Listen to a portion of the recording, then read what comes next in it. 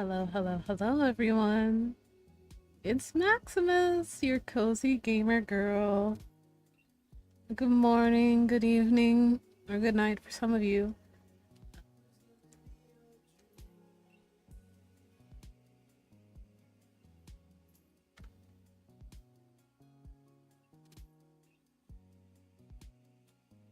We're going to be starting today's stream with appreciation for the mothers, because Mother's Day was yesterday as of the stream. So happy Mother's Day to all the mothers out there, or motherly figures. Hopefully you ladies had a lovely celebration of your day and you got to have at least a good break, or at least some comfy treats. But today is Daddy's Day. We're playing Dream Daddy. I haven't played the full game since I got it shortly after it was released back in 2017. So I haven't gone through a full ending. So I'm looking forward to that this stream. And without further ado, let's get right into it. So as per the title of the stream, we are going for our goth daddy, and hopefully we can at least meet him this stream. I don't know if we'll be able to do anything further, but if we can at least meet him and interact and start that storyline. Hoping.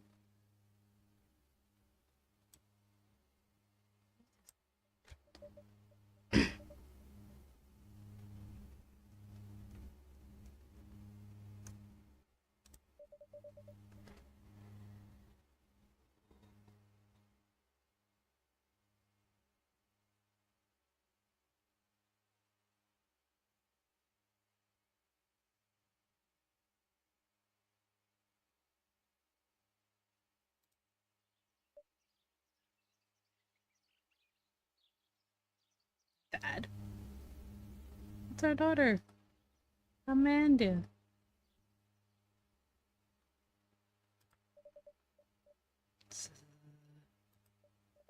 Dad, wake up.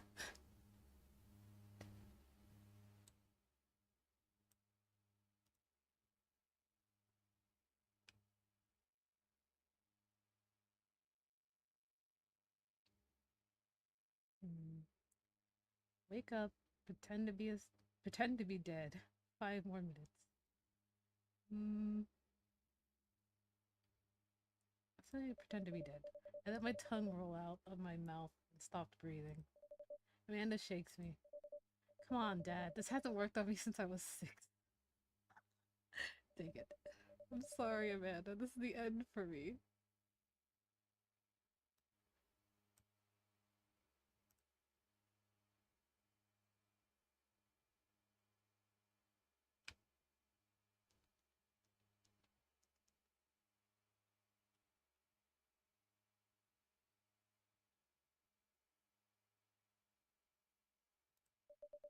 Dad, I swear to God.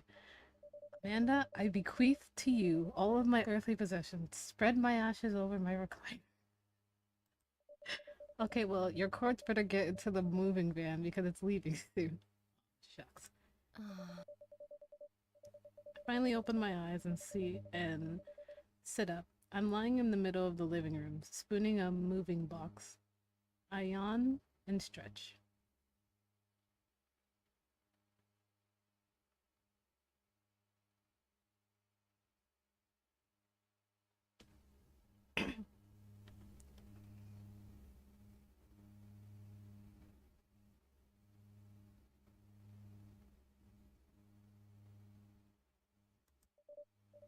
Morning, Amanda Panda.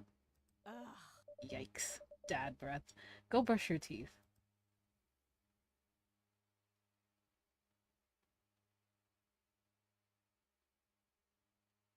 That quirky Lapises from NCIS just reminds me of you. Go ask your mother. Build that dad. Alright, so what are we going for? I think We were lean, Dad. You can be on the darker side.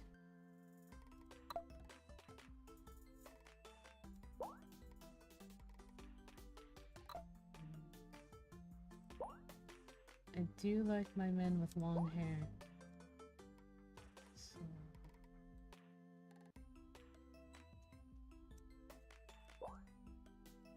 Ooh, that's nice.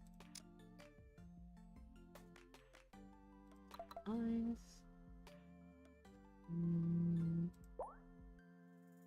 Oh, there it is.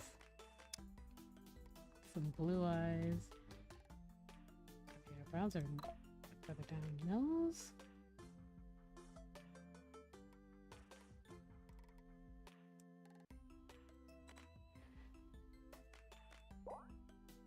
Oh, we can do. Oh, there we go. Small nose, mouth.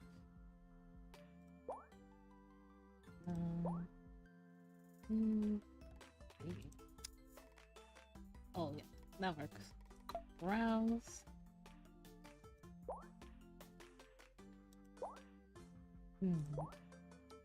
Oh, that's nice. Facial hair. Oh! Yes. I think this is the same color as her hair. Oh, wait. Perfect. Glasses. I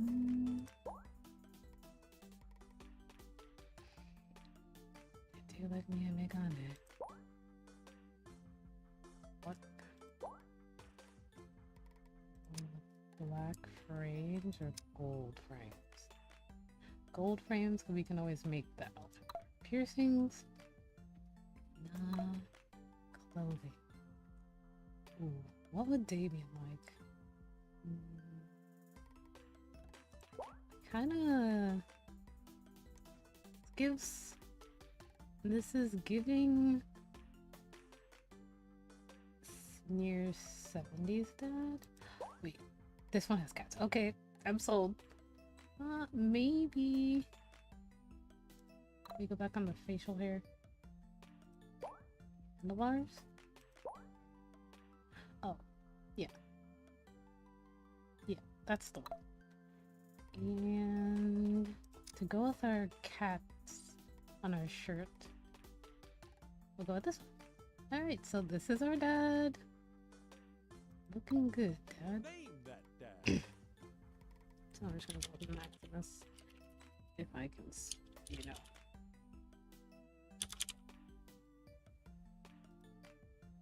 Oh, Maximus games.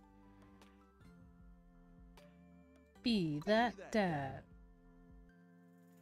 Don't skip the corners.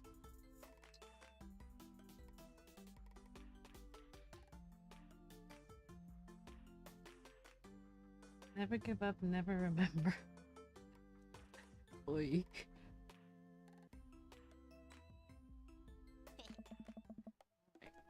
Did you fall asleep packing? I got most of it done, I think. Searching around the room, it looks like I did a pretty good job. Every box is sealed except for one. Wait. Straggler. Huh? What's in it? Looking into the box, I see a bunch of old photos and little photo albums. Yes! Whoa, I haven't seen these in years. I pull out one of the dusty albums from the top of the pile and begin looking through it. That's the coolest baby I've ever seen. The only way your father and I, the only way your mother and I... I'm gonna go on the only way your father and I. The only way your father and I could get you to stop crying was to put the sunglasses on you. But whenever we tried to take them off, you'd start crying again. You spent the first 2 years of your life with sunglasses on. Nice. Halloween. When you were maybe 4? Oh my god, that dragon costume. You couldn't decide between being a princess or a dragon, so you went with both. Princess Dragon. Why do I remember crying in that dragon costume? You saw yourself in the mirror and realized you were afraid of dragons. Seeing yourself inside the dragon's mouth was a realization of your greatest fear, I think. Right. Yep, definitely repressed that memory. And this was you in your horse face. Oh. Dad. I believe you named that plush horse Sir Horsington the Brave. I don't think that was his... Amanda lunges for the photo, but I quickly snatch it away and hold it above her head with my superior dad arms. Nice try, but this is important blackmail for later down the road. Go ahead and try me. I've seen pictures of you in your ska band. Ouch, kid. The Communist Manifesto had a chance back in the day. I look off into the distance and reminisce about that rad horn section. Hey, it's Emma P. Oh. No, Dad, that's Emma R. I didn't meet Emma P until high school. Honey, I promise you wholeheartedly that I will never stop mixing those two up. Dad, Emma R has been my best friend since I was 7. Give it like a little bit of effort. Oh right, Emma P was the one who tried to steal people's pets, fired a flaming tennis ball at the police station, pooped her pants during a sleepover. Dad, that was me. I did that. Oh. And I was having a sleepover with Emma R, who isn't Emma P. She never told anyone, though. True blue. That Emma R. Anyway, I gotta show this to Emma R later. She'll get a kick out of it. The first photography award you ever won. Yeah, and it got us a $20 gift card at McFridays. Yes. And then you got food poisoning from the cheesy tostada blasts.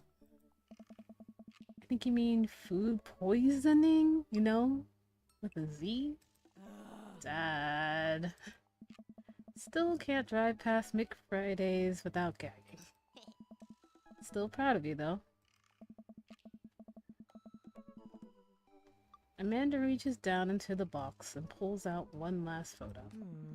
Neither of us say a word. We stare at the photo for a long moment. I finally decided to break the silence.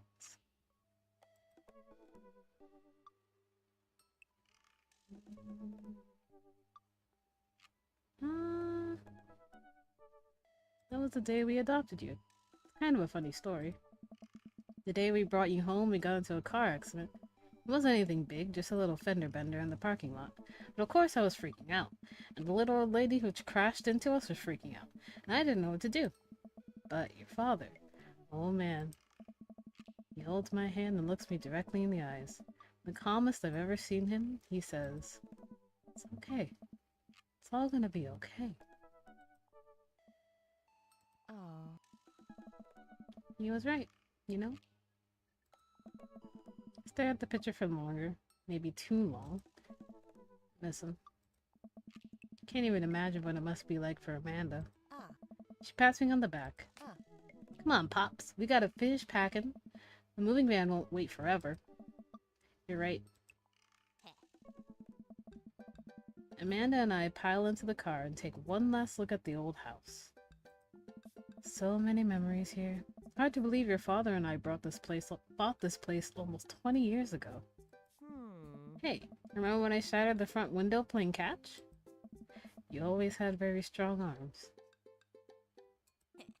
Hey, remember when I shattered the other front window pretending to be a robot who breaks windows? You are a very imaginative child. Hey, remember when I broke the back window but... We get it, Amanda, you break stuff. And there'll be plenty more stuff for me to break in the new place. Memories to make and stuff to break. You ready? We sit in silence for a moment. I watch my daughter grow up in this house. It will forever hold a place in my heart.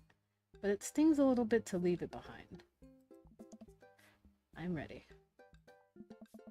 The moving van begins to pull away and I get the car into the position to follow. I watch our house, our old house, disappear in the rearview mirror. So what? So sell me on our cool new path. I clear my throat and do my best cheesy announcer voice. Nestled in beautiful scenic downtown Maple Bay, our new house features hook up the 2-car garage, multiple places to sleep. Not only are there bedrooms for your sleeping pleasure, but couches and floor space where you can, yes, catch a wink. Yeah. What a deal. I mean, if sleep weren't for the weak. You sleep more than anyone I know. I admit my faults, Pops. I keep it real. Anyway, it's also smaller than our last house. Cozier, one might argue. Good Smith. I think it's great. Won't be closer to a lot of cool stuff that we can walk to, so don't have to waste gas? I mean, trying to park downtown is, you know. Amanda, you know you're gonna have to learn how to parallel park at some point, right? I'm with you, Amanda. Parallel parking is a pain. Not gonna happen, Pops. I think someone needs to do a 3-point turn on their attitude. I don't know how to do that either. Have you met the neighbors yet? Not yet, but the neighborhood seems pretty quiet.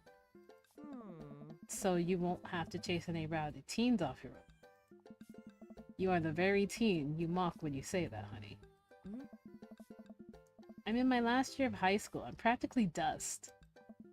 Yeah. You're a real... Don't you dare. Senior... Dad, I know where this is going. Citizen. I'm just gonna ignore that. But I won't forget it. So what's item number 1 on the new house agenda? Well, first we'll need to forge a path through the solid wall of boxes that's blocking the living room. I still have to install the washer and dryer. We need to go grocery shopping. Pops, cool your jets! You have to promise me that we're gonna take a break and explore the neighborhood. Okay, okay. You're right. We'll get some work done and then check the area out.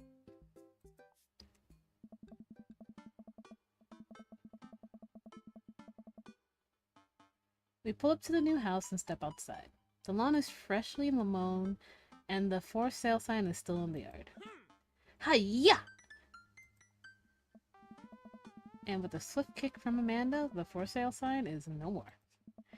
Nice form, Sweet Pea. I got a problem with authority. So proud. Man, all that karate chopping tucking me out. I could really go for a sandwich. An ice cream sandwich. Sweetie, it's 10 a.m.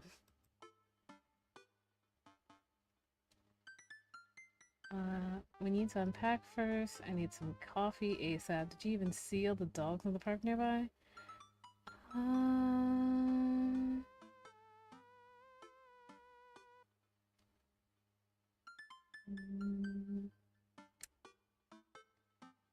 I say I need some coffee ASAP. I gotta get my hands on a nice hot cup of the old bean juice or I'm gonna be useless all day.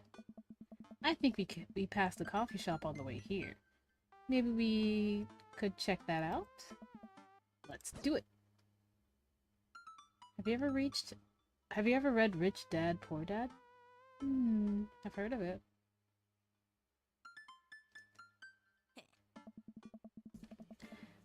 We walk down the street to the Coffee Spoon, a cute little place on the corner. Yes.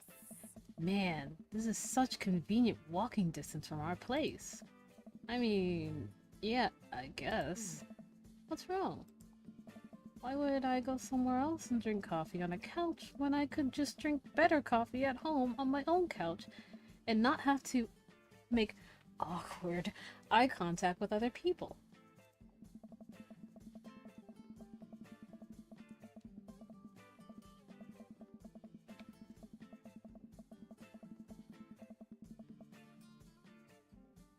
At least when I'm home, some random guys are gonna come up and sit on the recliner next to me.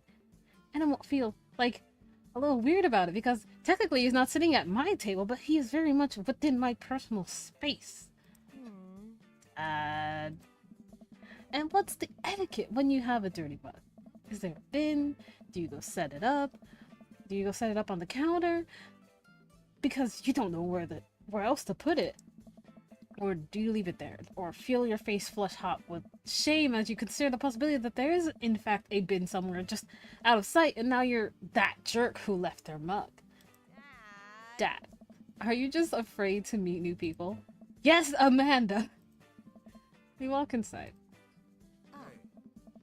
The inside of the coffee shop is incredibly warm and inviting. Vinyl records line the walls and patrons lounge around on well-worn-in couches. Some cool tunes spin on a record player next to a little stage. Welcome to the Coffee Spoon, guys. How's it going? What's with the name? Oh, it's kind of dumb. It gets mentioned in this poem I like, and I thought it was a good idea at the time. I suppose now it's not. Now it's still a good idea because, like, the business is still running. But people ask me that question all the time, and I give them the same answer every time, and now I'm standing here rambling, and I'm sure we're all getting more and more uncomfortable the more I keep talking about, but man, we're in it now, and I can't stop.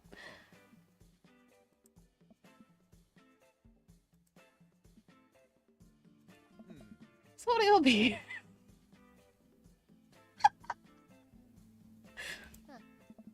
I can scan the chalkboard menu and am immediately overwhelmed. I'll have a... Godspeed, you black coffee.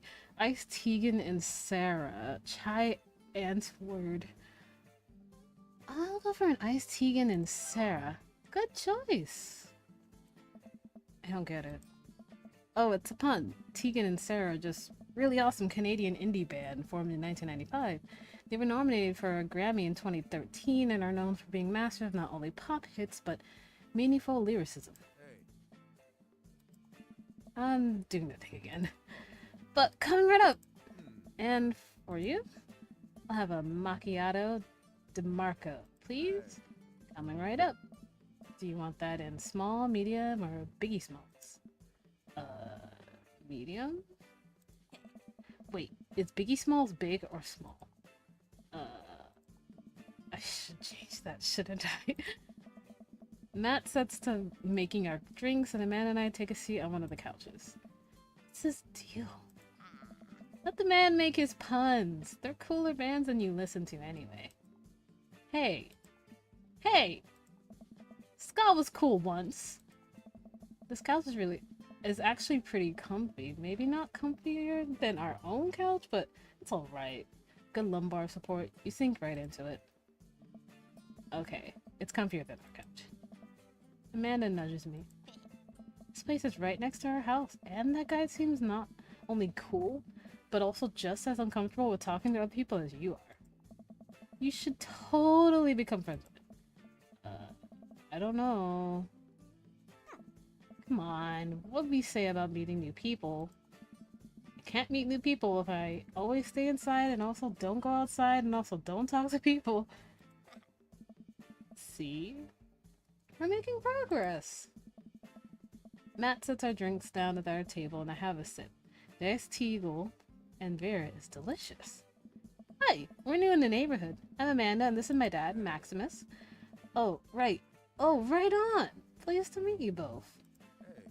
You ought to come by when my daughter's hanging around the shop. You two might get along. Yeah, I'm sure we'll maybe come in from time to time. Amanda kicks my leg from under the table. I'm sure we'll be in here a lot. You know what? Let me get you guys' opinion on something. Matt goes into the back and comes out with a fresh plate of something that smells amazing. I'm working on a new banana bread recipe. I need help coming up with a name for it. Well, I think we're gonna have to taste test it first so we can, get the full flavor profile of, you know, and really appreciate the flavor sensations of Amanda nods vigorously. She knows this game. Yeah, we need to give that Nana bread a taste if you want us doing free creative labor. I think that would be commensurate with, I've taught her well. We have trained for this day. I was just gonna give you guys free banana bread anyway. Right. Yes. That. Matt serves us each a piece. Amanda and I happily chow down. This is amazing.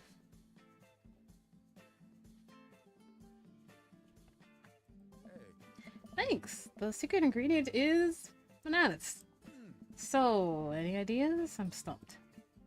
Well, I think I might only be able to give you dad band puns, but I'll give it a shot. Banana bread, Kennedy's, grateful banana bread, right said banana bread. Banana bread Kennedy sounds good. You know? Like the punk band? I thought you said you only knew dad band puns. I'm a hard dad. What? That actually has a nice ring to it. Really? Yeah, banana bread Kennedy, strong decisions. That's art, baby. I wanted to say baby because I thought it would sound cool. Once I said it, I realized that it just didn't sound good coming out of my mouth, and maybe I should just leave saying baby to the professionals. Enjoy your coffee. Thanks, baby. See? Sounds good when you say it. Across the way, a man catches my eye. He sits by himself, brooding over a cup of coffee. Our eyes meet, just for a moment.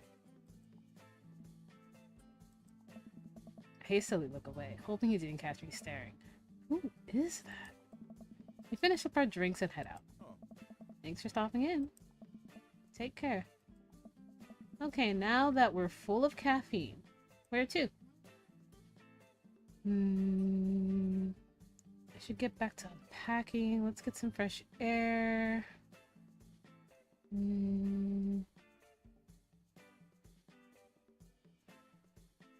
I think for us to meet Damien, we need to meet Joseph, and the only way we would meet Joseph is if we're at home unpacking.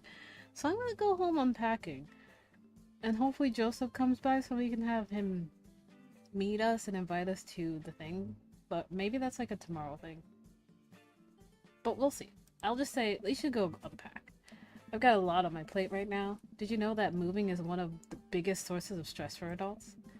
Is it right behind the constant fear that you smell bad and everyone's too polite to you? Probably.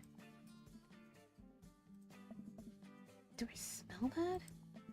Amanda, give me a whiff. You're fine, Pop. You're fine, Pops. Let's go home. If life gives you lemons, parsley, onion, and eggs, make a really nice omelet. If you press the ignition too long, you'll just flood the engine. Didn't know about that one.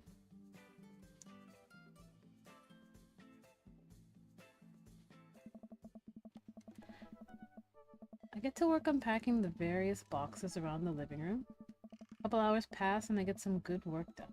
The washer and dryer unit is both washing and drying, and we can actually walk through the living room without tripping over boxes.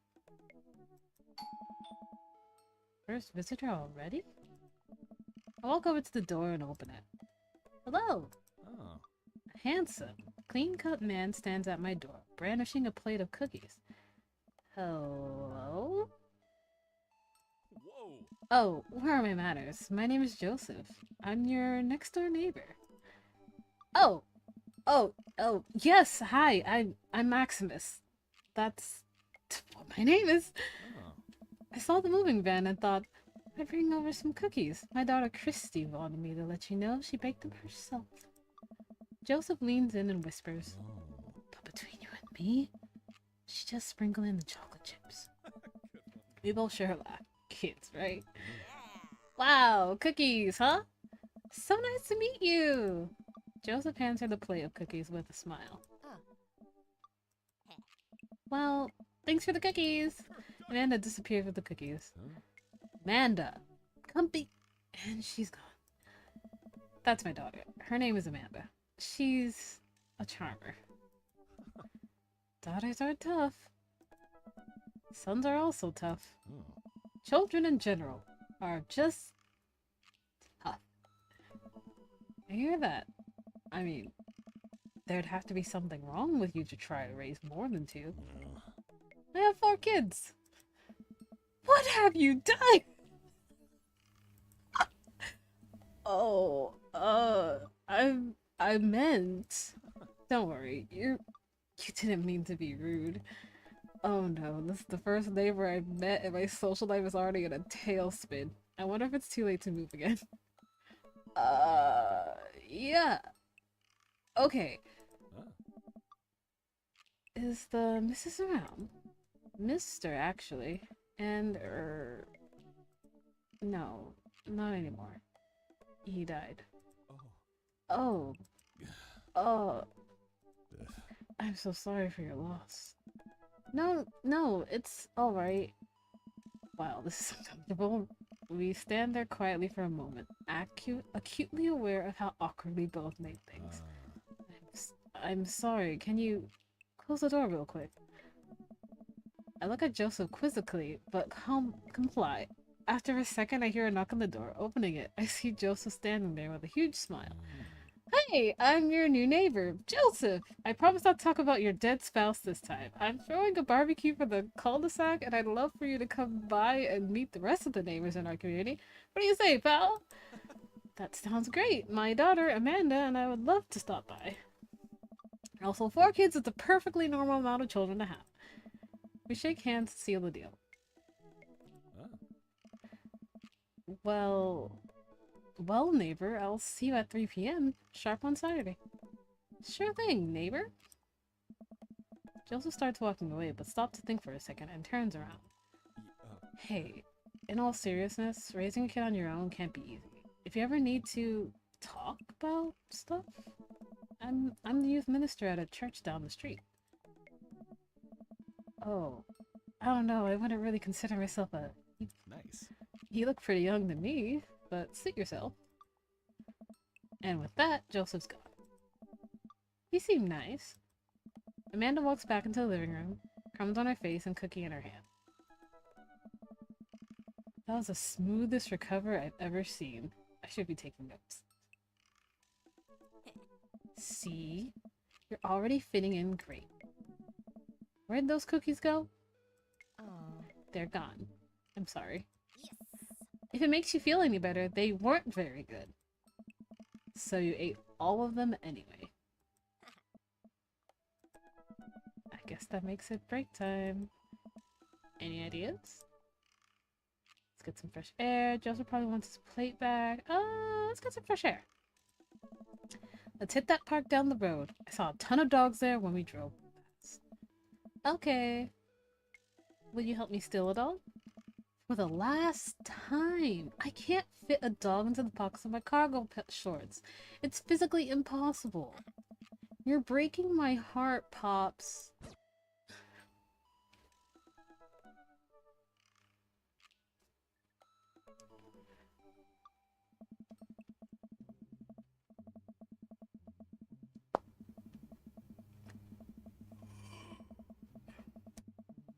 Amanda and I begin strolling through the neighborhood. Can't believe how beautiful it is outside. Kids are playing in the street, the flowers are in bloom, and the faint smell of a nearby barbecue drifts through the air. This place is nice. Too nice. I don't trust it. Good eye, honey. Can never be too careful. See that baby in that stroller over there? Government operative. We're on to you, baby. We walk for a while and eventually end up at a small park. Toddlers chase each other through the playground and dogs of all shapes and sizes romp through the grass. It's pretty crowded, but Amanda spots a nice empty bench. We start to make our way over to it when... Heads up! Ow! A frisbee suddenly hits me in the face. Woof! A corgi with a neat plaid handkerchief tied around its neck bumps up to me, wagging its tail. Did you throw this thing? Oh, hello. Did you throw this thing at my head? I like your necktie. I think we can go with hello. Arf, arf. He runs around in a circle and nudges my leg with his nose. Oh god, this is the cutest dog. Can I help you impart upon me your wisdom, tiny dog? It would be rude to pet the dog without consent of the owner, but let's ask for wisdom from the tiny dog. Woof, woof. How long do I have left? How did you know? Do you have tomorrow's lottery number? What? Got it. You definitely could have caught that. A guy in a Hawaiian shirt jogs over to us and takes the frisbee from me. You know, frisbee are traditionally caught with your hands, not your face. Well, you're traditionally not supposed to aim for people's heads. It's a new technique. I'll catch it with my teeth next time. Let's be a bit salty. You caught me off guard on this round. Not again. Not ever again. Ha! Oh my god. I'm just messing with you. I'm Brian, by the way. I'm Maximus, and this is my daughter Amanda. I look over at Amanda only to find her sitting on the ground, rubbing the dog's tummy. Hi. Your dog's cool. Old Maxwell here sure loves the attention. It's great to see another father and daughter out here on such a sunny day. Where's yours? Brian gestures over to a grassy knoll where a young girl sits on a checkered blanket. She's reading a book bigger than her head. She puts it down and heads over to us. This is Daisy. She's reading the Brothers Karamazov. Her teacher tells me that she has the reading comprehension skills of a high schooler. How old is she? 10. She's a precocious little youngster. Whoa. My natural dad instinct kicks in. I must brag on my child's accomplishments. Oh no, it's happening.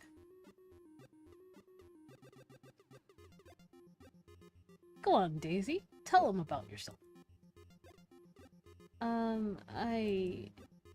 That's my girl. Amanda, get in there. Okay.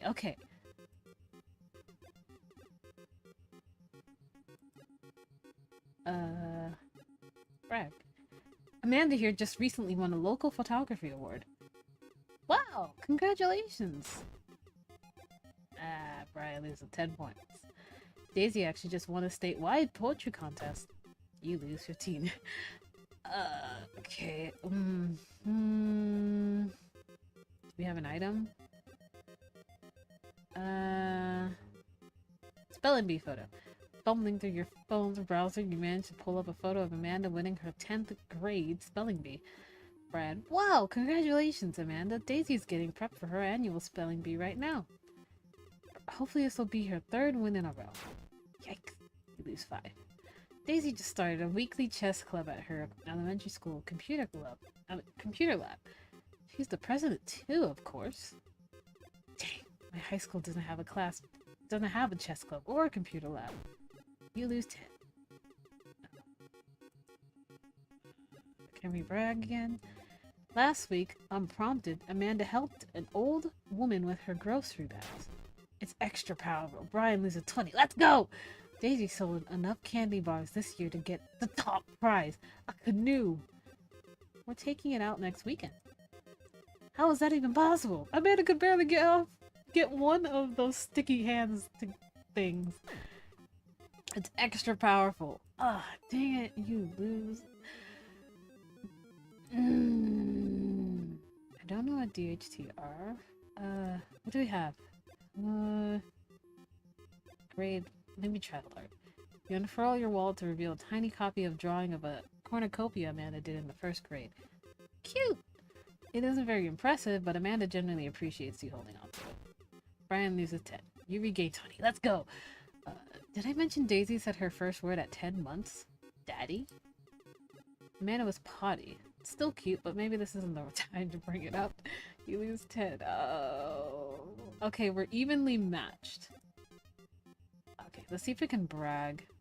Amanda's in all honors classes this semester. Oh, ho, ho, ho. Oh, really? I'm actually talking to Daisy's teacher about having her skip a grade. Even Amanda kind of bristles at that one. Oh, okay. Okay. Oh, daughter? Maybe? Can't switch daughters. Amanda's your only daughter. Uh, okay, so that's what that's. Okay, let's try and brag again. A few months back, Amanda started volunteering at the homeless shelter in our old neighborhood. Brian loses 10. You don't say! She should talk to Daisy. She actually helped organize a food bank here in Maple Bay. Yeah, Amanda, I'm sure we could find something for you to do. It's extra powerful. You lose 20. Dang, he's really got us beat. Boy, it's been such a treat getting to meet you two. Did he have to add insult to injury by being such a gracious winner? Oh, you're so close! So I take it you guys are new to the neighborhood. We just moved in. Do you live around here? Yeah, we live in that cul-de-sac down next to the coffee shop. What? What a coincidence! That's where we live too! Small world. Yeah, Daisy and I are in that little ranch-style house in the corner. I know that house. It's just like ours, but slightly bigger and better landscape. Does this guy have to outdo me at everything? What a lovely place. Well, I wouldn't want to take up any more of your time. It was nice meeting you guys. You'll have to stop by at some point. Yeah, definitely. Bye. Brian and Daisy walked further into the park with Maxwell, happily trotting along in tow. Do you get the feeling that he was trying to one-up us? Trying and succeeding. I can't believe that kid's only 10. What was I even doing at her age? I believe you had a bit of a thing for horses. Shame that didn't pan out. Could have majored in comparative horse studies. It's not too late to minor in horse creative writing. Too close to the truth, Dad. Let us never again speak of the fantastic adventures of Sir Horsington the Brave, an epic in 7 parts by the Amanda Games. We laugh off the horse epic and walk around the park a bit more, enjoying the day. Let's go take a nap. All this sunlight is making me real tired. I don't think I got enough sleep last night. You slept for 14 hours. Exactly.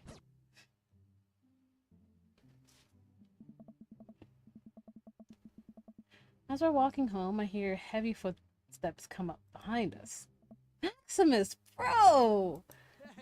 I turn around and I'm greeted by a familiar face jogging up to us. Craig? Bro! Bro! Holy wow! I haven't seen Craig in forever. It's been too long, dude. Yeah, wow, you look great. Yeah, I cleaned up my act. Cleaned up his act? Are you kidding me? He's ripped! Amanda, this is my friend Craig. We went to college together. We were roommates for a while, too.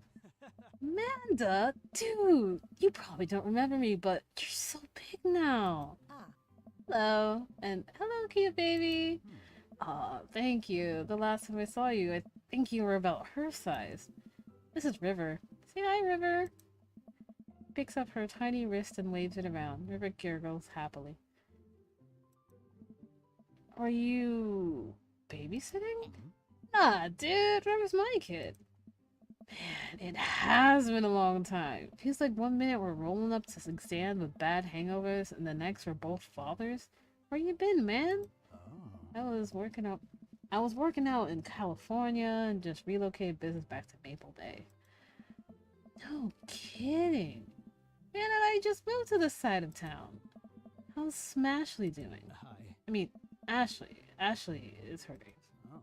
She actually still goes by Smashley, and we got divorced last year. Oh, dude, I'm so sorry. It's all good. It's old news.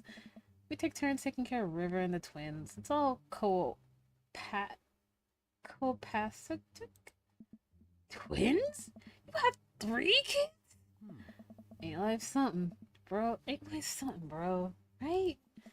Kegstan Craig is a father of 3? Kegstan Craig? Oh, yeah, it was my old college nickname.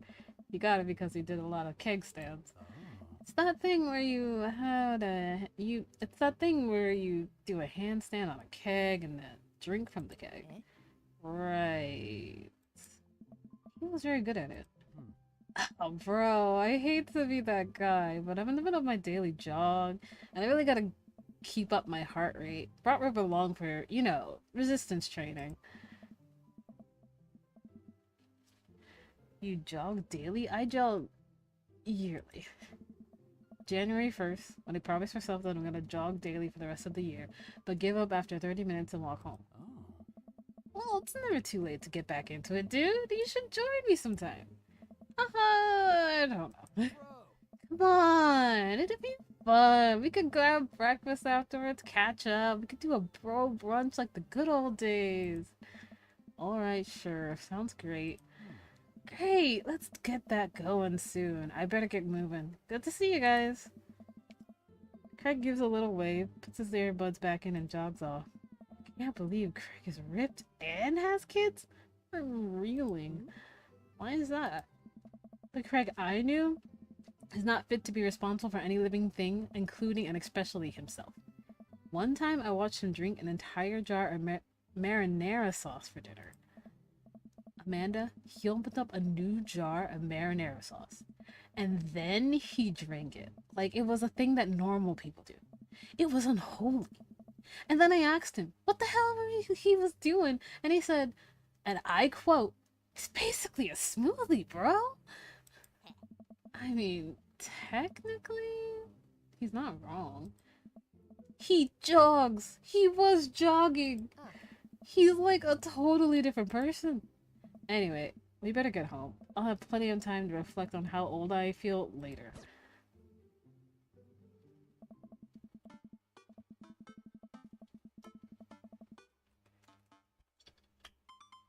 Drink, okay?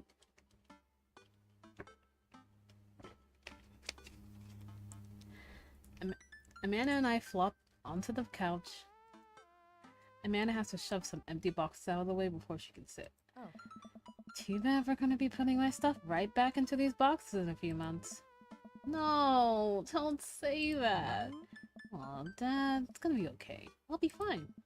I know. It's just, you're my little girl. It's gonna be weird not having you around.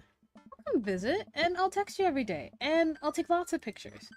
I mean, obviously, I'm a photography major. You promise? Of course. Are you gonna be okay while you're lonesome? Oh, come on. I'll be fine. I'll get a dog or something. A dog? Yes. Forget art school. I'll stay for the dog. Is that what it's gonna take? Medium-sized dog, handkerchief around the neck, get to name it. That's what it'll cost for me to give up all my dreams. I'm a woman of simple wants and needs. A dog is a lot cheaper than college. Amanda laughs. Suddenly, a pile of envelopes slides through the mail slot. Speaking of college, Amanda darts over to the envelope and shuffles through them. She pulls one out and throws the rest back on the floor. It's from McGowan College of Art and Design! Open it! I'm scared. It's just an envelope. Yeah, it's just like my entire future. Not a big deal. She takes a deep breath and rips the letter open with her teeth. We have a letter opener, but okay. I hold my breath while Amanda's eyes dart back and forth, scanning the letter. What does it say? The admissions committee has reviewed your application. Blah blah blah. Her face drops. I regret to inform you that we are unable to offer you admission to McGowan College of Art and Design. Amanda throws the letter on the coffee table. Oh, sweetie. It's okay. I kinda saw it coming. I should have put that experimental stuff in my portfolio. The admissions officer told me they just want to see portraits or whatever. I pull Amanda in for a big hug. You're an amazing photographer. I know how much you work to put into your portfolio. Some other school is gonna want to snatch you up for sure. Yeah, I know. It's fine. Are you actually fine, or are you just saying that? I'm fine. Really. Her face says the opposite, but I probably shouldn't push her on this. Oh, and before I forgot, Emma R and Emma P are sleeping over tonight. So... You need me out of the way because I'm painfully uncool. I would choose more delicate phrasing, but yes. Well, I'll have you know that I conveniently already have plans for tonight, so you'll have the new place to yourself. Yeah? What are your plans? Quick, think of plans. I'm going clubbing. I'm gonna put on a nice outfit and go tear it up on the dance floor. All the hottest dance moves, the lawnmower, the sprinkler, the running man, you know. The ones all the kids these days are doing? Alright, but I'm not gonna come pick you up if you pull anything this time. Not again. I'm just kidding. I'm actually going to go out and watch the game. Nice. Which game? You know, the game. The one that's on tonight. The game on TV at somewhere other than here. Okay, cool. While you do that, I'm gonna do drugs and commit some light arson with the Emmas. I'm concerned you're hanging with the wrong crowd. Amanda shrugs. I would have expected you guys to be up to white-collar crime by this point. Maybe money laundering at the least. I'm a street rat, Pops. Kidding about doing drugs or crime, right? Yes, Dad. Just making sure. I give her a pat on the head. Have fun with your sports. Are you being sarcastic? No, making fun of sports is played out. Alright then. I do some light cleaning around the house and decide to clear out right before Amanda's friends arrive. Before I leave, Amanda stops me. Hey, don't forget that you have that meeting with my English teacher tomorrow. Oh right, Mr. Vega. Yep, totally remembered. I'll be there. Whistle while you work. Do do do do do do do.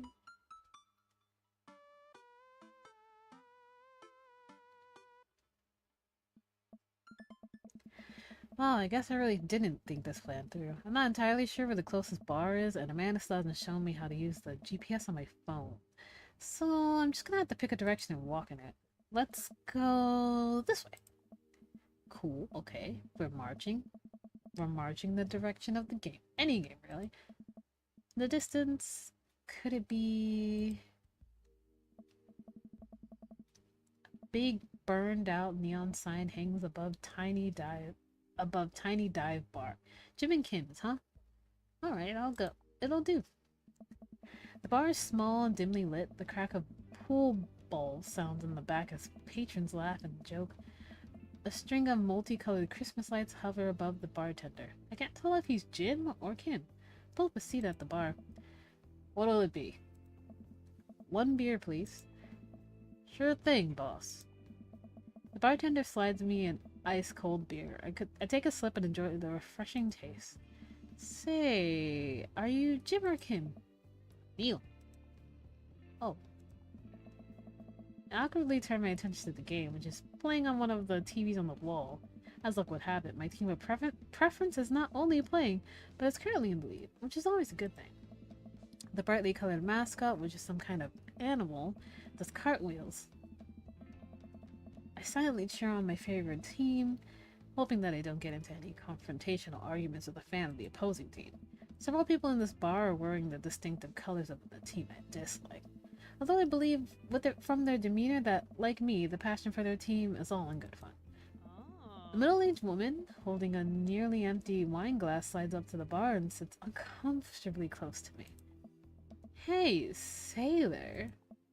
Oh, hello. Good to see a fresh meat in here. Mary? We're often...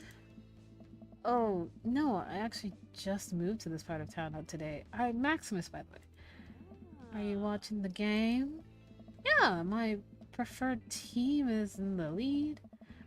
Yeah, my preferred team is in the lead. If you keep this up, if they keep this up, they'll win the game with ease. Oh, I love that team. I also love that game. Love someone who knows their way around balls. I'm getting the impression that she's a little drunk. Buy a gal a drink? Sorry, Mary. Maybe another time. Maybe some other time? Suit yourself, sailor. Mary saunters off, setting her sights on the newest bar patron to enter. I happily watch the game over another beer. The game has gotten close in terms of points. A little too close than what I'm comfortable with. After a particularly skilled player scores a number of points for the other team, putting them in the lead, I hear an affirmative grunt from another man at the bar. Go team. It's the brooding man from the coffee spoon. He sits alone, sipping whiskey and watching the game as well. Enjoying the game? I am now that we're winning. Oh, we must be rooting for different teams. In my opinion, my team is far superior. I have to disagree with that. Based upon our win-loss record, I'd say that my team is superior. That's where you're wrong. Since as it stands right now, my team is beating yours. The conversation ends there, and we both go back to the silently rooting for our respective teams. The game is close, with both sides playing their hardest to win. But in the end, my team prevails. Quiet cheers ripple through the bar. I raise a respectful glass at the man drinking whiskey. He raises his in response. Unspoken truce is formed between us, and based on mutual love for the game. He motions to the bartender, who pours 2 glasses of whiskey. Man slides one over to me. Name's Robert. Thanks. I'm Maximus. Must be new here. Mary already hit on you? Yeah. Robert chuckles. She's a preach, really. Well, you picked the best bar in town. As slimy as it is, you'll never find a better spot than Jim and Kim's. Is there actually a Jim or a Kim that runs this place? No. That'd be Neil. Neil waves from across the bar. Good guy, Neil. Not enough Neils in this world. Oh. Okay. You a whiskey fella or a beer fella? Beer, but I'll drink most things. Like shots? I love shots. Thank God. Robert nods to Neil, who serves up 2 shots of whiskey, hands one to me. Here's to your health. We take the shots, the whiskey burns going down, but I try my hardest to look tough. Wait, I think this is what making friends is. Okay, Maximus, this guy's out of my friend league, but I think if I play my cards right, we'll be pals in no time. Compliments cool leather jacket, compliments rugged good look, compliments hand tattoo. I'm gonna start with the jacket. I like your jacket. Thanks. Been in my family a long time. Why is he sudden? Thanks. Been in my family a long time. Passed down from firstborn to firstborn. Cursed, some would say. Man, this guy's mysterious and cool. Way cooler than I am, at least. Robert signals to the bartender for another round. What are you doing here tonight?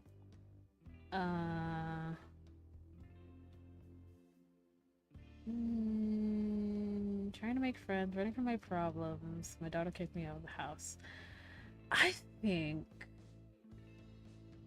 running from my problems? Because I think Robert likes the brooding mystery. I don't have to tell him exactly what we're doing. The usual. I like your style. He gets up. Be right back. Got a powder my nose. Never seen Robert this talkative. He must like you. Ha! I guess so. I gotta admit that Robert has a gruff charm to him. If a guy like that thinks I'm cool, then I really must be. Robert comes back from the bathroom and grabs his leather jacket. Gonna go home. You headed my way? It's no Damien, but that doesn't mean that I don't want to go for Robert too. Okay. Focus, Maximus. We need to focus. I gotta go home. We can spend time with Robert another time. Today's Damien's day. Okay. Robert and I leave the bar and find ourselves walking in the same direction. We live in this cul-de-sac down the way. Does everybody live there? Me too. We just finished unpacking today. Great place to be. Good neighbors. Well, some of them.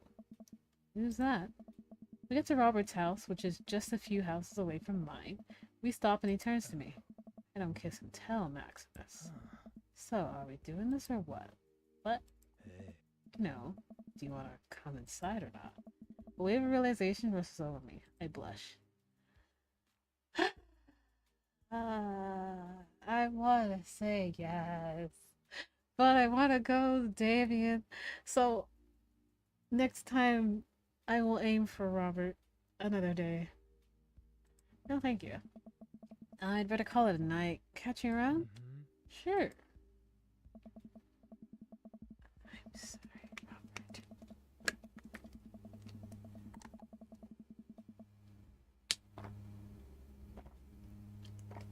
Okay.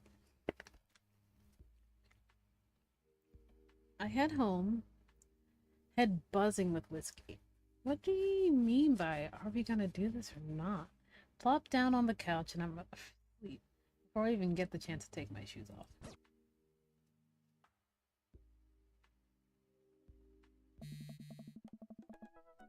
I wake up to a text from an unknown number. Rise and shine, early bird.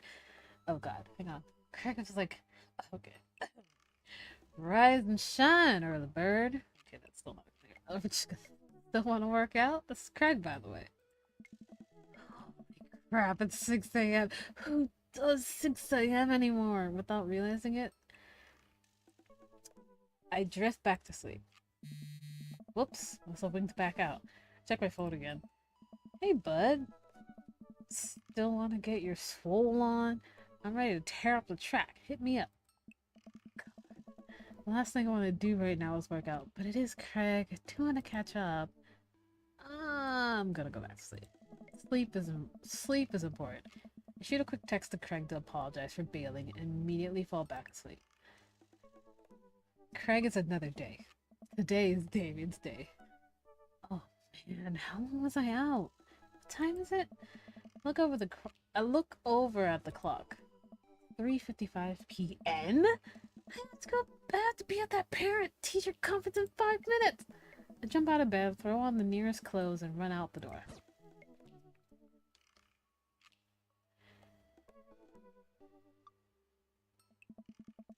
I arrive at Amanda's school and check in at the front desk. They give me a bright orange visitor sticker and send me on my way. I'm barely awake and feeling pretty haggard, but hopefully nobody will notice. I check my watch and am relieved to see that I'm only 2 minutes late. Wait, was it room 103 or 102, 108 or... I spot a youth standing at his locker and approach him for help. Excuse me, do you know where Mr. Vega's classroom is? The youth turns around and looks me up and down with heavily lined eyes. Come on, kid, I'm late for a meeting. Mr. Who? Mr. Vega. Oh no, have you tried the exit? Okay, wise guy, are you gonna help me or not? Fine, up those stairs to the left. Can't miss them. I head up the stairs and walk around, unable to find Mr. Vega's classroom anywhere. After a couple of minutes of searching, I head back downstairs. That punky youth sent me on a wild goose chase. Get back to where that low red Gerard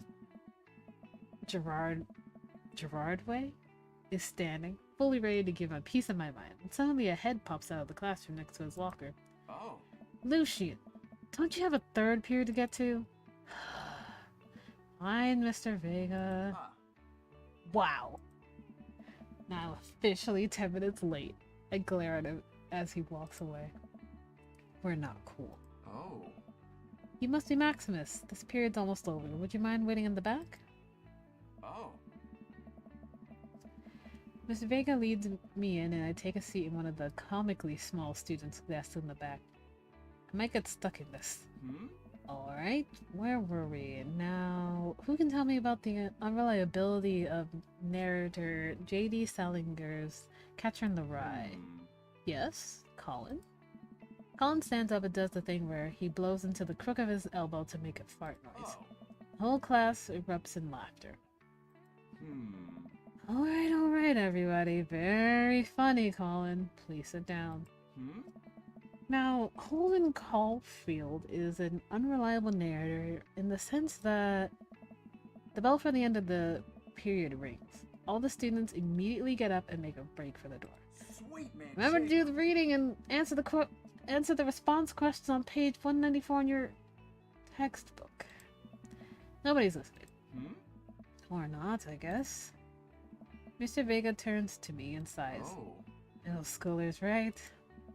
Don't you teach high schoolers? I don't know. Both. You know, budget cuts. Right. Oh. Thanks so much for coming in.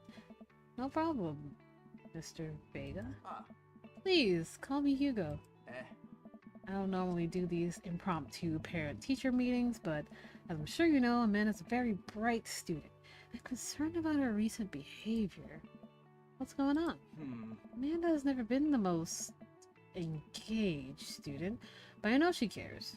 Recently, though, she's been falling behind. She's not completing assignments and has been doing rather poorly on tests. I'd normally chalk this to senioritis, but this is strange. I thought Amanda always shared everything with me. It hadn't even crossed my mind that something might be wrong. I just wanted to ask, is everything okay at home? Well, we just moved. Well, we just moved recently, but it was only to the other side of town, and Amanda was more excited about it than I was.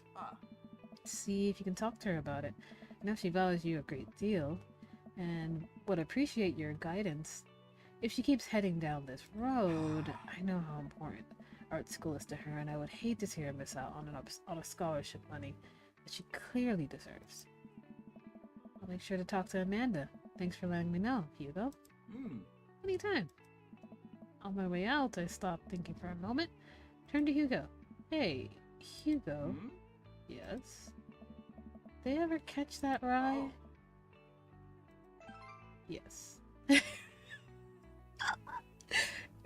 so cute. I leave the classroom and make my way out of the school. I'm still a little bit in shock that Amanda was able to hide this so well from me.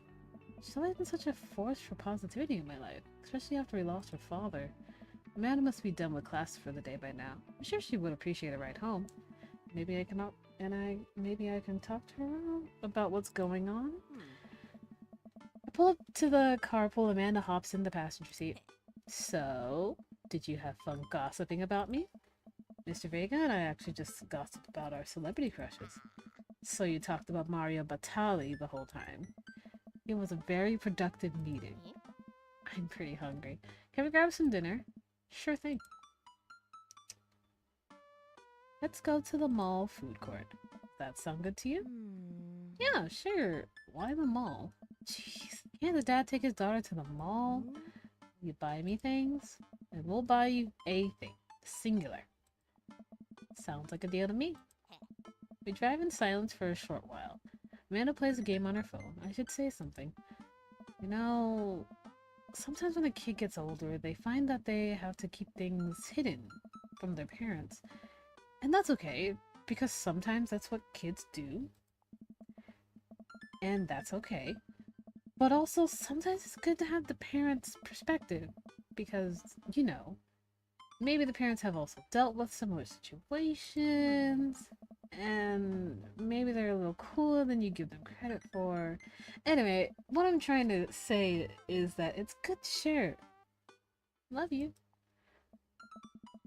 Have you been reading my tweets? You have a Twitter? What? Never mind. Look, sweetie, Mr. Vega said you haven't been participating in class and that you're not turning things in. Oh, I'm fine, Pops. Senioritis and all that. I thought you liked Mr. Vega's class. Oh. It's fine. He's fine. We pull up to a stoplight and Amanda. She's still texting. Just, I want you to know that you can talk to me about anything. Uh-huh. I can tell that whatever it is, she doesn't want me to know about it. That's frustrating. I heard Emma R is going to that fancy art school in California. That's exciting. Yep. Are you bummed that you guys aren't going to the same school? Yep. Hmm. Amanda keeps texting. She stifles a laugh.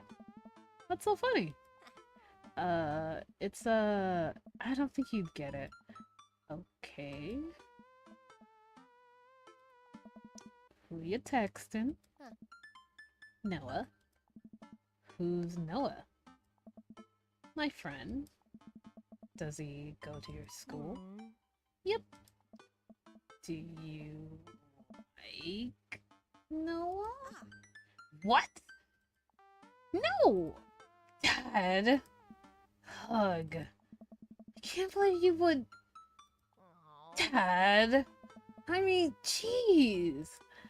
Why would you... Ugh. Gross. Sorry. Just asking. You know, teenage hormones and all that. Dad, he's just my friend. Guys and girls can be friends. He's my friend. Hmm? Okay. Jeez. This is going well. Well, good talk. Love you, kiddo. She leans forward and turns up the radio. I guess that conversation is over. To the mall, then. To the mall.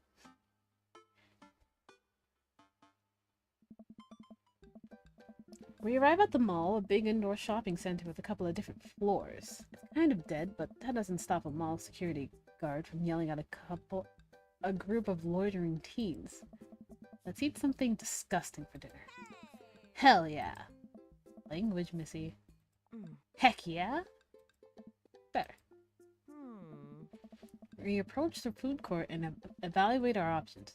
There's greasy restaurant after greasy restaurant. My heart burns just looking at the menus. Nobody looks happy to be here.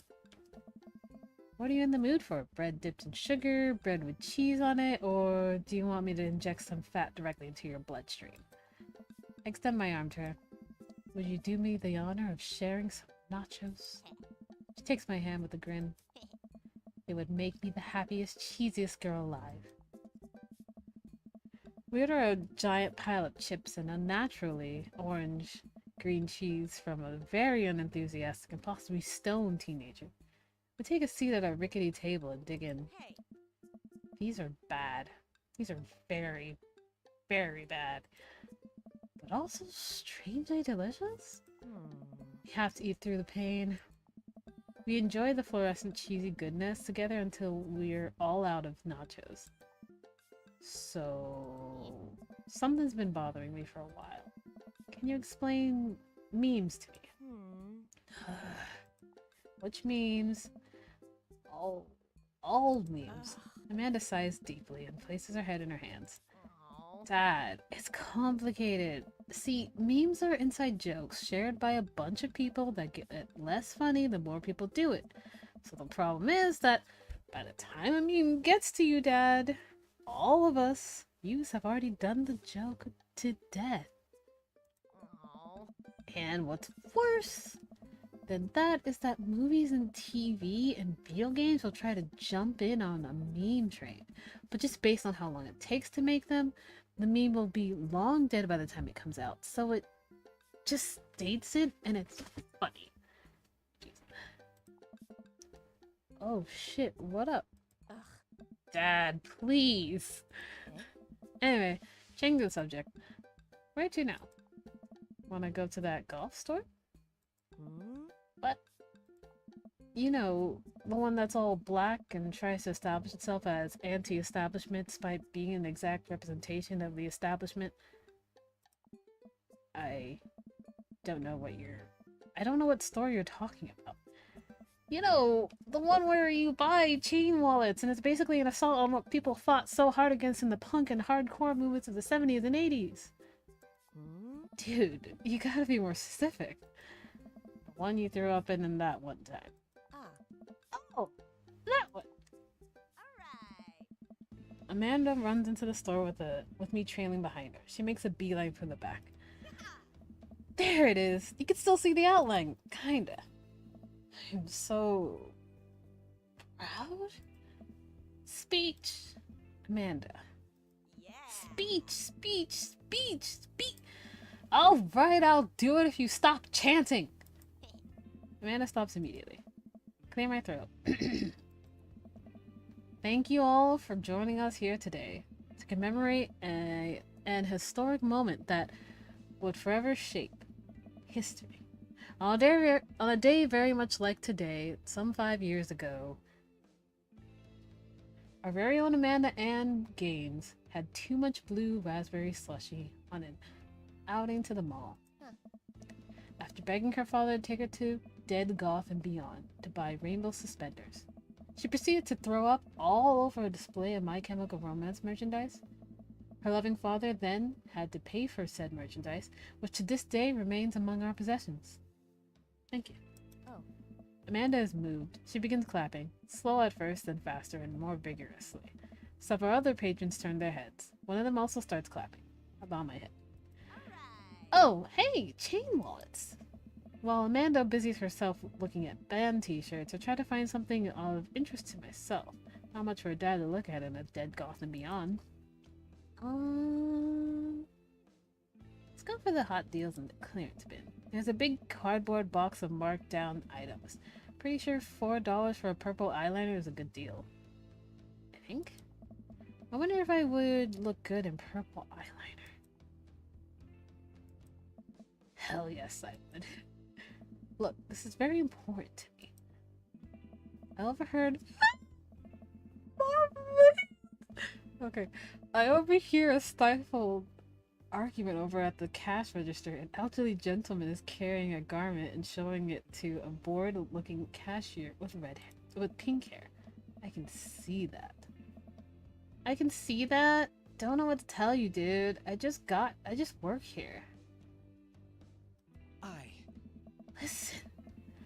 When I bought this online, the website said this blouse is Victorian inspired. However, when I received it, it clearly held the trademark of Edwardian dressage. Do you want a coupon? I can give you a coupon. Will you leave it if I give you a coupon?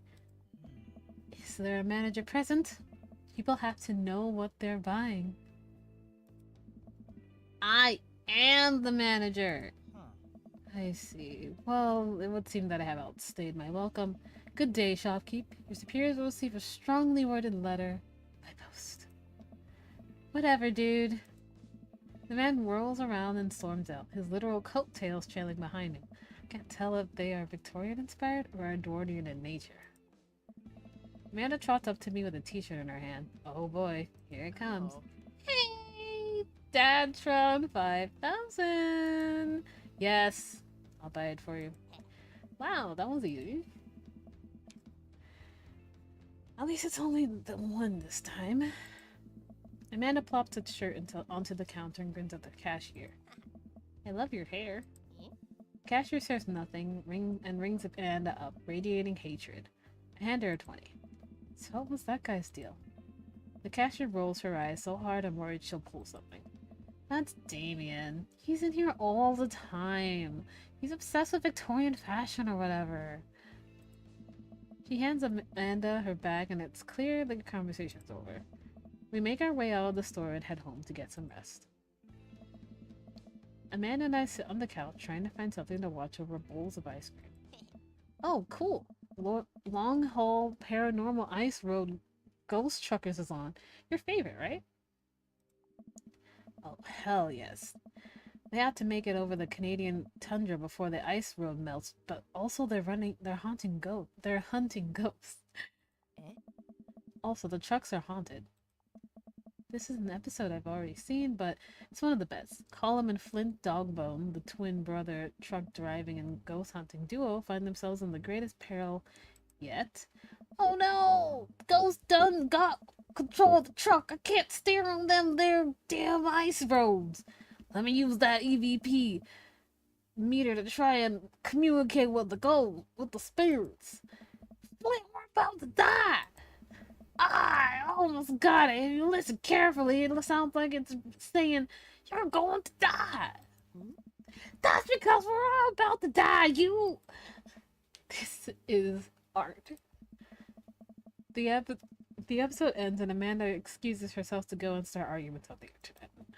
I stay up a little longer, curious about the exploits of Caleb and Flint Dogbone after their disastrous ice road accident. Afterward, I crawl into bed and get a good night's sleep. Practice makes permanent. Interesting.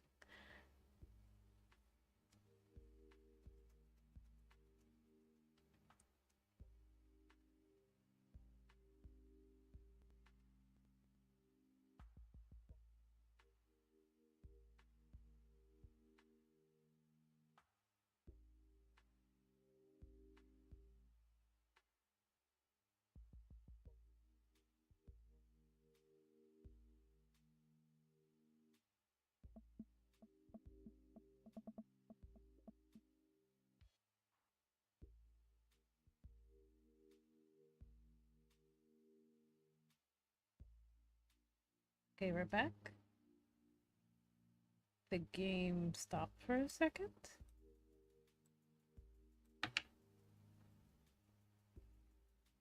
Okay, there we go. Morning, sleepyhead. 5 more minutes. You have never ever let me have 5 more minutes, so get it. Fine. We have cereal for breakfast and spend the morning putting together furniture. Amanda is much better at interpreting the tiny manuals. We're able to put together a few shelves and one desk. I'm pretty sure it was supposed to be a bookcase. So, you excited for the cookout today? Excited to beef up my grilling skills. If there's food, I'm excited. Yeah, if there's food, if there's food, I'm excited. Give me a second, I need to drink some water.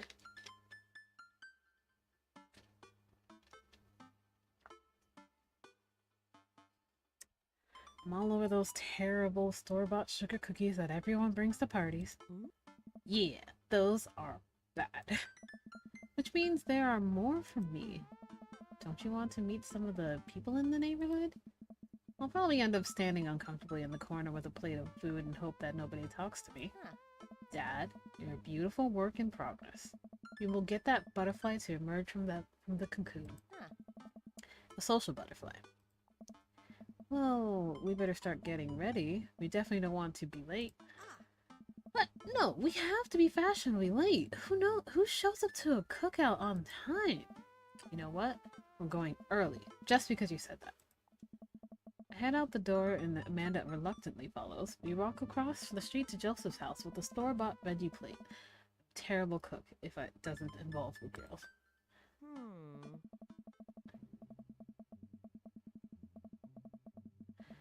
I guess we're not as early as we thought we were. Joseph's backyard is already packed with people, and the smell of hot dogs and wafts through the air. Small children run through a sprinkler, and adults chat in small clusters. Set our veggie plate down on a table next to 2 other veggie plates. Huh. Hey! There's Joseph! I need to get his attention. The moment he sees us, he jogs over, arms open wide. Welcome! I'm so glad you two are here. You brought veggies! Let me introduce you to my family. Kids, come on over here. This is Chris, my eldest. Hi. This is Christian and Christy. They're twins. They stare creepily and say nothing. Then, of course, there's our youngest, Krish. Wait, where's Krish? Maybe Mary put him in his crib. Oh no. It's the woman from the bar the other night. What is she doing here? Oh, and how could I forget my lovely wife, Mary? Joseph pecks her on the cheek. She smiles. Oh, Mary, sweetheart, did you put Krish to bed? Oh, I'll have to go look for him. What? You'll have to... Joseph takes a moment and regains his composure. Mary, this is our new neighbor, Maximus, and his daughter Amanda. I'd shake your hand, but I have a glass of wine that I need to attend to. I love her. Nice to, meet you, Mary, for the first time. Charmed. Well, I have to go over there now. Mary leaves. Oh god, this is so awkward. I wonder if Joseph knows I wonder if Mary knows that Joseph knows. I wonder if Joseph knows that Mary knows that I know. It takes all my energy not to run away from the barbecue and start fresh in a new city. Yeah. My wife has a wonderful sense of humor. But please, you two enjoy the barbecue. All the guys are really excited to meet you. Amanda and I mill around and try some of the food spread out on the table. I pick out some deviled eggs. Amanda grabs a small paper plate and immediately begins piling the baked goods. I don't want to have to make friends. Come on, Dad. Who are you gonna party with when I go off to school? But I don't want to have to go. I don't want to do pleasantries. Dad. Oh, because I gotta talk about weather. Ugh. Go do it. Make a friend. Well, how could I possibly abandon my only child at a social function? That's bad parenting. This plate of cookies is my new dad. Bye. Amanda shoves me into the center of the yard. Well, here goes nothing. I look around the party and am surprised to see some familiar faces. Isn't that the barista from the coffee spoon? Didn't I meet that guy at the bar? Didn't that guy throw a frisbee at my head? Isn't that the guy who was throwing a fit in Dead Goth and Beyond? Isn't that Amanda's teacher? Hey, I know Craig. But wait a second. All these people live in our cul-de-sac? That can't be right. I better investigate. Let's go straight to Joseph, Damien. I spot Joseph chatting with a guy from Dead Goth and Beyond by the grill. I wonder what they're talking about. I walk over to them. So I'm curious. Can you walk me through why you had your house painted black? Well, where do I even start? The house stays warmer in the winter. It provides an artistic contrast to the rest of the neighborhood. It complements the crimson interior perfectly. Yeah. It's definitely an interesting choice. Oh. Thank you. I'm very proud of my abode. Maximus! I was just having a conversation with Damien here about his aesthetic design decisions. Damien regards me up and down and with a warm but critical eye. How do you do? I don't believe I've had the pleasure. Not yet, you haven't. I think I saw you in Dead Goth and Beyond the other day. Damien's face turns red. I must apologize for my behavior on that day. You see, I take goth lifestyle very seriously, and to be caught in a ruse by such a corporation as Dead Goth and Beyond is profoundly frustrating indeed. I hope you know that while my anger may have justified, it was no such way for a gentleman to act. It's okay, man. Do tell me about your lifestyle. Are you new to the area? Yes, my daughter and I just moved in the other day. She was the one I took to Dead Goth and Beyond. Very good taste on her part. Does she partake in the goth lifestyle? I think for a second. I look over to Amanda, who's hanging out with some of the older kids in the neighborhood. What? Hey, Amanda! Would you consider yourself goth? Amanda yells back. I wouldn't necessarily try to fall under any one specific label. But I guess if I had to choose, I would more describe myself as twee hipster with some normcore leanings. Bats are cool though. Pity. Are you enjoying the party so far? Oh, definitely. Thanks so much for putting this on. It's nice to be in a cul-de-sac where everyone is so friendly and welcoming. Amanda walks up to the conversation. I also like The Lost Boys a lot. Really good movie. Does that count as goth? That it would, my dear. I don't believe we've had the pleasure of meeting. Damien Bloodmarch, at your service. Damien finishes the sentence with a flourish and a bow, producing a single rose and offering it to Amanda. Amanda blushes and returns a gesture with a curtsy. My, do you know how to treat a lady? Hello, Amanda. Seemingly out of nowhere, Joseph's twin kids appear. Are they speaking in unison? Hey, Won't you come play with us?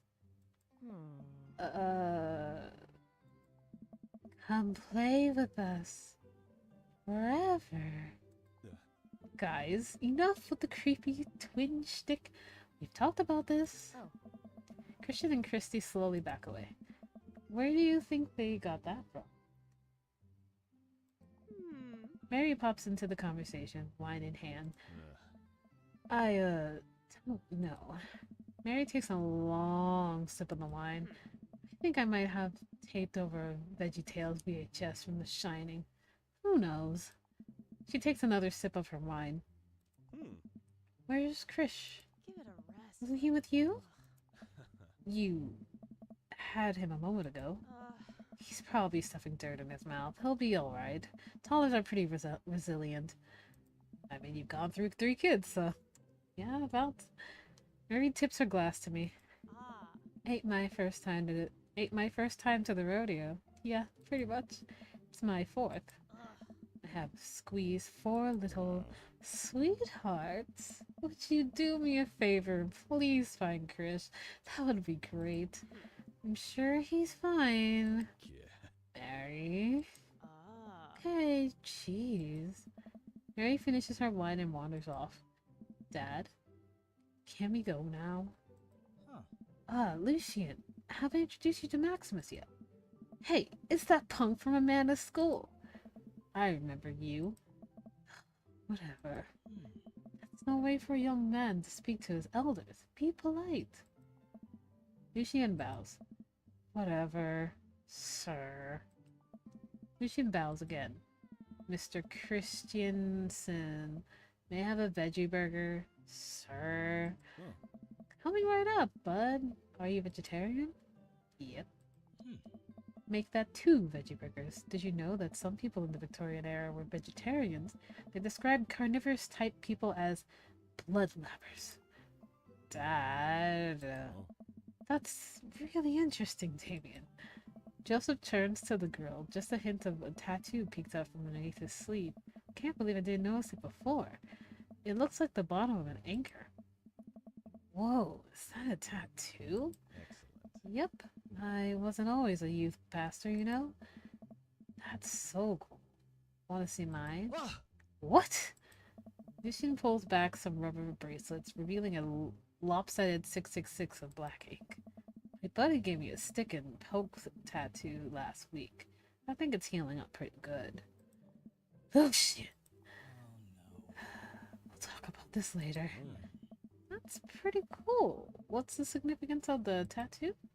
I don't know. I just thought it looked sick. Well, in my opinion, the only reason you need to get a tattoo is because you want one. Careful though, that number carries weight. Man. Joseph is way cooler the youth pastor than I thought. I just figured youth pastors popped out of the womb with the Bible. I wonder what he did before preaching. Alright. We can go talk to Matt, Hugo, and Craig. Work our way from the bottom up. Matt and Hugo seem to be embroiled in an intense discussion. Craig looks on, smiling politely. Walk over to say hi. Well, I don't think it's fair to try and compare 2 art movements like that. Periods in arts only exist because they are a unique byproduct of the social and political climate of time and place, and to try to take something like, say, the Rococo period and compare it to postmodernism in America, you're completely disregarding the context in which a work of art is created. Matt and Hugo seem to be so busy talking about that they don't notice me. Craig leans in. Dude, I have no idea what's happening. I'll just talk to Craig. I turned my attention to Craig, who seemed a little more attentive to my existence. How'd resistance training go the other day? Great! Little River here is a great cheerleader, aren't you, tiny bro? Craig grabs River's arms and waves them around. You can do it, Dad. I'm so proud of you. Sorry for pooping on you. Oh no. She must be a handful at that age. Oh. Oh, they always are. Bro. But it's so worth it. Craig grabs River's arms again and waves them around. Oh. Also, I'm sorry for throwing up on you, Dad. Oh. How you settling in? Uh, almost done. There's still a few odds and ends to take care of before I can really call myself settled, but I think we can upgrade the situation to livable. Nice. Did livable throughout the entirety of college. Yeah, my goal was for Amanda to live the sort of life that didn't involve eating spoonfuls of ranch dressing as a palate cleanser between different types of pizza. She still does, though. Hey, she takes after her dad. Maximus, how are you liking the neighborhood? It's pretty nice. Everybody's been super friendly. Seems like your daughter is fitting in just fine. Max points across the yard to where Amanda, Daisy, and another young girl are playing. They're all sitting cross-legged in the grass, picking weeds and weaving them into little flower crowns. It's pretty adorable. The girl I don't recognize jogs over to us. Hey. What is it, sweetheart?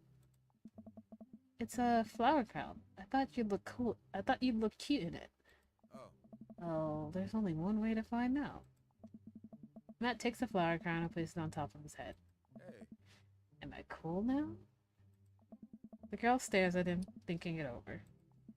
Nope, but you're slightly less uncool than you were before you put it on. Hey. Huh. Hey, Maximus, this is my daughter. Hello. I'm Carmencita. Ah. Amanda comes over with Daisy in tow. Dad, look, I'm making friends. Are you making friends? You better be making friends. Yeah, actually, Amanda, you remember the cool barista from the coffee shop and my old college friend and, your teacher? Oh, hi, Mr. Vega. I didn't realize we were neighbors. Oh. Yep. You still gonna get me that overdue term paper? Ah. Great seeing you. Amanda finger guns her way out of the conversation like a champ. She learned the finger guns move from me. I'm very proud. Hmm? She's definitely a charmer. Speaking of which, where did my son go? What? Hugo looks around the party. He must finally spot him because his eyes go wide. What? Ernest Hemingway Vega. Are you smoking? Oh. Ernest is holding a lit cigarette. Nope. I see Ernest across the way. He casually takes a long drag of a cigarette and then flicks it into a gutter. Hmm. Unbelievable. Excuse me. Hugo marches over to Ernest and I turn my attention to Matt and Craig. Kids, right?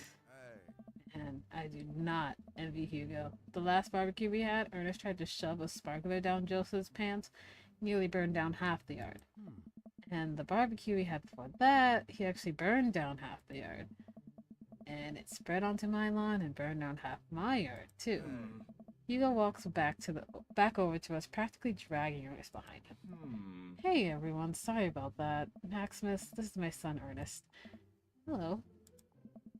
Ernest looks away, sulking, his hands shoved deep in his pockets.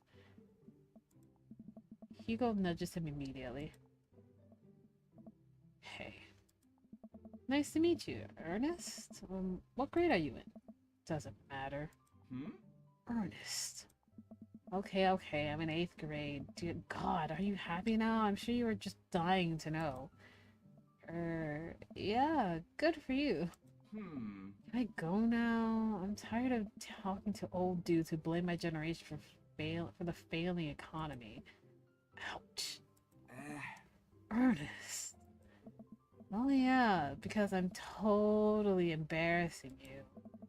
Ernest puts earbuds in and storms off to stand in the corner. Well, that was certainly something.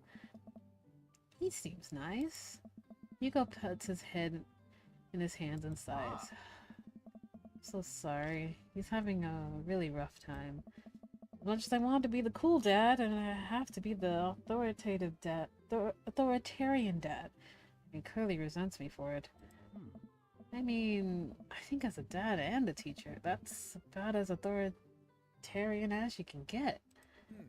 Honestly, are any of us cool dads? Is it even possible to be a cool dad? What? I'm cool as a cucumber. See, that right there? You can't say that. I don't know. My kids think I'm cool. But for how long, Craig? How long do we get to be the cool dads? I don't know. I don't know. I think we just have to accept the fact that as dads, we become the machine we once raged against and accept our fate to unironically wear socks with sandals. Your kids may think you're cool now, but the moment they hit puberty, you're doomed. Amanda's 18 and she still thinks I'm cool. I yell across the yard to my daughter, Amanda! I'm cool, right? Amanda just laughs. She keeps laughing. I see your point. Oh. As much as we all want it, I don't think it's as important to be a cool dad as it is to be a good dad. We can't all be best friends with our kids. It just doesn't work. I mean, look at me in earnest. Oh. Job as parents is to make sure our kids turn out okay. Yeah, you're right. But it'd be nice to have it both ways. Hearing these guys talk about this makes me think of my relationship with Amanda. We get along so well, but there might come a time when I won't be like that. Is college when that happens? Don't let us eat up your time, Maximus. Go meet some of the other people around the neighborhood. Alright, let's go talk to Robert and Brian. I glanced across the yard and noticed Robert and Brian chatting over drinks. Man, I don't think I want to deal with being one-upped by Brian or whatever happened with Robert last night. Oh no, they caught me staring. Oh no, Brian's waving over me. Shoot. Flash a smile and walk over to them. Hey, guys. Maximus, how the heck are ya? Settling into the neighborhood, alright? Okay, guys become Irish, I guess. Oh, you betcha. Got the living room in order, at least. That's great to hear. I've been doing some living room work as well. Finally got the 50-inch in there. The game looks great in high def. Maximus, have you met Robert yet? Yeah, we've met. Robert regards me over his whiskey. Good seeing you again. We were just talking about my most recent camping trip. Spent a night out in the woods with Daisy and Maxwell. She's definitely an outdoorsy one. Even caught her first fish. It's good to see you talking. It's good to see you taking your daughter out like that. I bet she loved it. And it's great that she loves the outdoors. Mine loves being inside. Brian raises his eyebrows at me. Being inside making art. She won a little competition for that art. Yep. Did I put it on too strongly? Robert stares at me blankly for a second. Anyway, I haven't gone camping in years. Not since the last time. Same here. Well, things change once you have Wait, what happened the last time? Robert takes a long sip of the whiskey. Well, Johnny Boy and me were out in the back country. Johnny Boy's a strong kid. Met him in my army days. Comes from Kansas. They build him tougher out there. Anyway, things go south pretty quick. Johnny Boy breaks his ankle when the rope bridge snaps. You could see the bone popping out from the skin. Johnny Boy screaming now, crying for his mama, losing blood. We're 2 days out from the next living soul, and here I am with my dear friend bleeding out in front of me. I'm able to dress the wound, but now I got a fresh fireman carry a 6 foot, 180-pound man over some of the toughest terrain I've ever been in. I won't lie to you. There were moments during those days when I thought about leaving old Johnny Boy, but you build a bond with your brothers in arms, and that bond never breaks. Got that boy back to civilization, but I lost some of me out there. Guess that's camping for you. Ryan and I stare in disbelief. Robert takes another long sip of whiskey. I'm just kidding. My friend John and I went inner tubing down a river and he lost a flip-flop. Miss that kid. Brian and I laughed nervously. Or am I kidding? Brian and I tense up again. Kidding. Oh my gosh, I love Robert. You. Amanda and Daisy barrel up to us laughing. Daisy is holding a paper plate in front of her like a steering wheel. We gotta get off this haunted truck. Oh no, the ghost locked the doors. Quick, hit the emergency escape button. But trucks don't have emergency escape buttons. Then Hit the brake, I guess, and then we'll get out of the truck. The imaginary truck. Anyway, we're safe from the goats, but how will we ever survive this Arctic tundra? Daisy, you might have to eat me. Are you prepared to do that? I'm prepared to do anything to survive. Ah. That's cold-blooded. I like that. Although I'm not sure I have the materials required to properly cook you. You know, that reminds me of the last time I went skiing. Robert? Wait a second, are you guys playing long haul ice road paranormal ghost truckers? Yeah. Man, and I love that show. It's the best, especially that episode where Colum hides Flint's keys and Flint retaliates by breaking an ancient cursed urn and sending the spirit after him. Yeah! Such quality to reality television. I don't watch a whole lot of television, but I do enjoy that show. That and war documentaries. Alright, Daisy. I found a couple of bugs. They're gonna make a great meal. Lots of protein.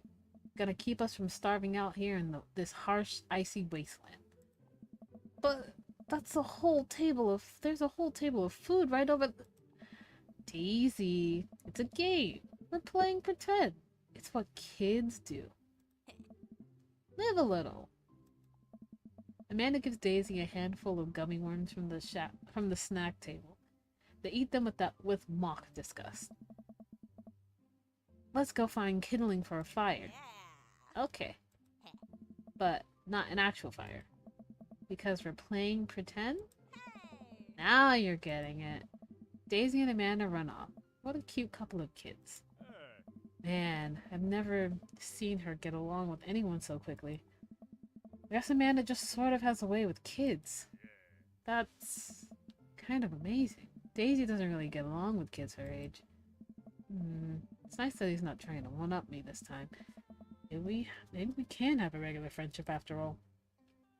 Really? She just kind of keeps to herself.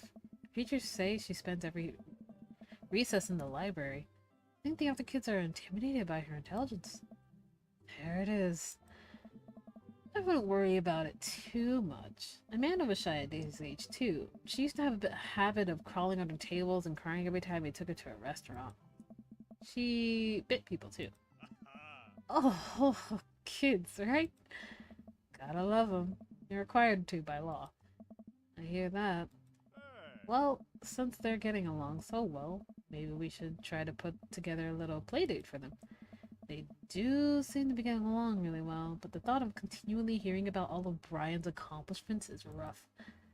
Yeah, that'd be nice. Well, I don't want to take up too much of your time. Go meet some of the other fellas. Oh. Now, without further ado, let's work some magic. Joseph closes his eyes, takes a deep breath, and gets to work.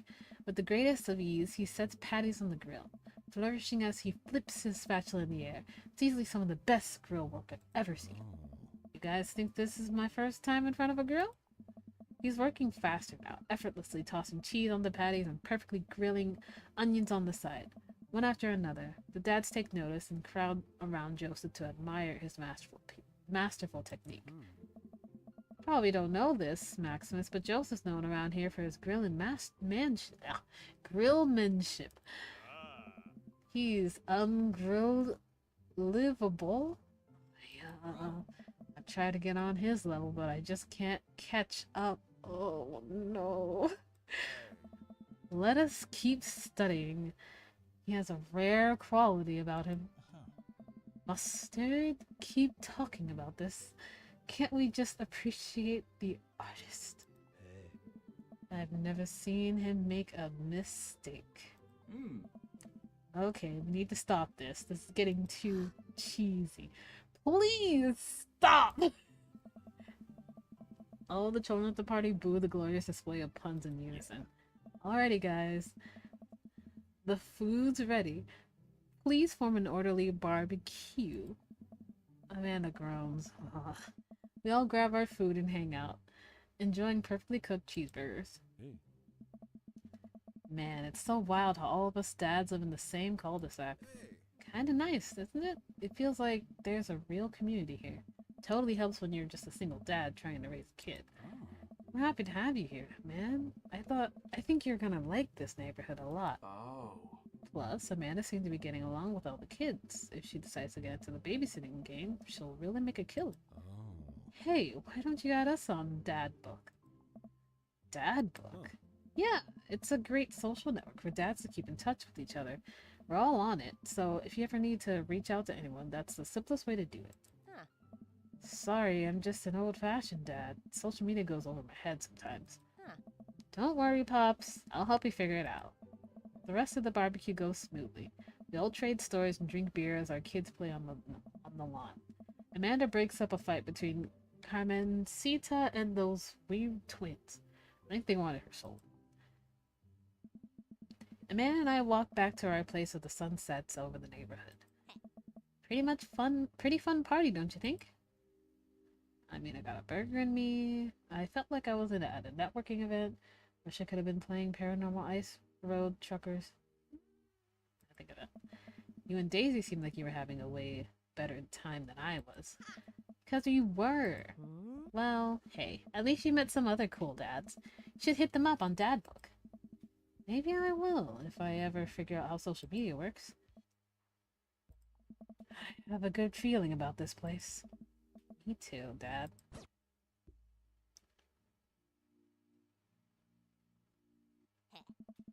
Mana and I arrive home with the remnants of our veggie plate. Seems like nobody was really into the cauliflower. Any big plans for this evening? Ah. Actually, yeah. I'm going out with some friends. Oh, Hmm. is that okay?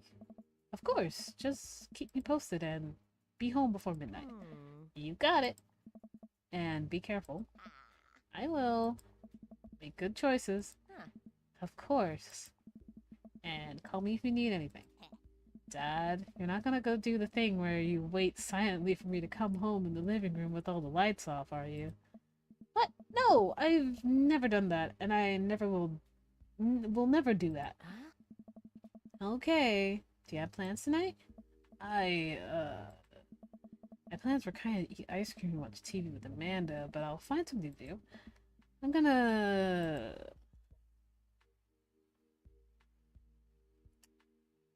work on some stuff, see how long I can sleep for, throw a party. Oh, we'll work on some stuff. You know, dad stuff.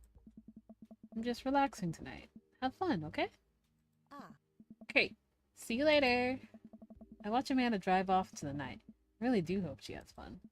I plop down in front of the TV and turn on some wine and dine mastermind with celebrity chef Gavin Chapman. Looks like Gavin's making a roasted rack of lamb with rosemary and mashed potatoes. I'd love to be able to cook like that, although I think it was actually good. Although I think if I was actually good at cooking, I'd use my powers for evil, like just making baked Alaskas all day instead of any food of real nutritional substance. And Gavin Chapman just caught that thing on fire, but he meant to do it. What a professional. I lose track of time as I blaze through several episodes of Wine and Dine Mastermind, and also one episode of some cooking show called Meat Hell. I'm not even sure what that one was about. It was just a lot of yelling. Glance on my watch. Man, it's almost midnight. Let's check in with Amanda. Send a text. Hey kiddo, you good? I wander into the kitchen as I wait for a reply. Amanda's phone is almost always in her hand, so I'm sure she'll respond soon, unless she's driving home. In which case, I hope she doesn't respond soon, because I definitely taught her better than to text and drive. I reach into the freezer and grab an ice cream sandwich. It's a little late for this, but I think I earned it after a long day of socializing. I check my watch again, and then my phone. Nothing yet. Okay, let's see. Okay, see, now I'm worried. Do I call her? Do I call the cops? No. It's too soon for that. I'll just send her a gentle reminder text. What's up? Half an hour passes? Now I'm really worried. The episodes of Gavin Chapman's Meat Hell are not only not assuaging my anxiety, but possibly exasperating it with all the yelling. So I keep pacing around the house, waiting for her to come back. Why didn't I find out where she was going? Who was she even with? Why don't I know any of her friends' phone numbers? Why do I even know any of her friends' full names? Who is Amanda P? Sorry, but this is crazy, but at the same time, the thoughts process. I decided to send her another text. Amanda, please text me and let me know you're okay. Can't help but think of all the awful things that could have happened to her. Oh, thank God. It's her. Amanda opens the door and shuffles in. Finally, she's back. I'm glad she's okay. So, sweetie, thank God you're safe. Yep. But now that I know she's okay, I'm really mad. Why didn't you answer my text? Amanda pulls her phone out of her pocket. Oh, whoops. Guess I didn't see those. She starts to walk to her room. Amanda and... Whoa, we're pulling out the middle name now? Amanda, you came home an hour and a half after your curfew. And you didn't respond to any of my texts. You really freaked me out. I was about to call the cops. Dad, you're seriously overreacting. You're not gonna be like this when I go off to school, are you? I would say I have a right to be concerned. You're my only daughter. Well, I can't give you a play-by-play of everything I do all the time. I'm 18. You shouldn't even be giving me a curfew in the first place. I sit down on the couch and put my head in my hands. I feel very tired all of a sudden. You're really scared. You really scared me. Just please don't do that again. All right. I'm gonna go to bed now. Amanda closed the door to her room, and I head to mine. Jeez. As I'm falling asleep, one thing she said keeps echoing in my mind. You're not gonna be like this when I go off to school, are you? Alright, and with that, you guys, I'm gonna have to call this one here. I'm gonna save. And yeah. We'll hopefully pick this back up another time. I will have the stream up for the next time that I can definitely stream. But thank you guys again so much for watching, and I will see you all in the next one. Bye bye!